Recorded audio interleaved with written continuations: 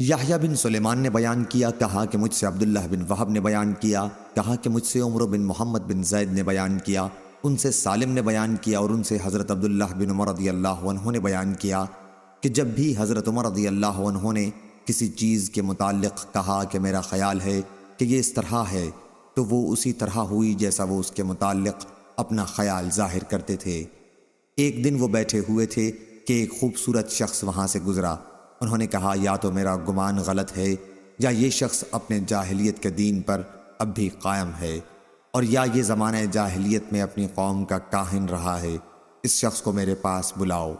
وہ شخص بلایا گیا تو حضرت عمر رضی اللہ عنہ نے اس کے سامنے بھی یہی بات دہرائی۔ اس پر اس نے کہا، میں نے تو آج کے دن کا سا معاملہ کبھی نہیں دیکھا جو کسی مسلمان کو پیش کہا، لیکن میں تمہارے لیے ضروری قرار دیتا ہوں کہ تم مجھے اس سلسلے میں بتاؤ۔ اس نے اقرار کیا کہ زمانہ جاہلیت میں اپنی قوم کا کاہن تھا۔ حضرت عمر رضی اللہ عنہ نے کہا، غیب کی جو خبریں جو تمہاری جنیاں تمہارے پاس لاتی تھیں، اس کی سب سے حیرت انگیز کوئی بات سناؤ۔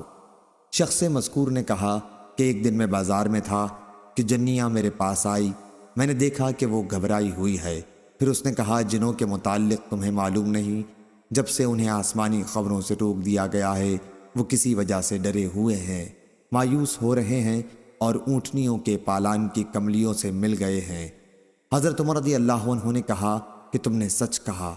ایک مرتبہ میں بھی ان دنوں بتوں کے قریب سویا ہوا تھا۔ ایک شخص ایک بچڑا لایا اور بت پر اسے ذبح کر دیا۔ اس کے اندر سے اس قدر زور کی آواز نکلی کہ میں نے ایسی شدید چیخ کبھی نہیں سنی تھی۔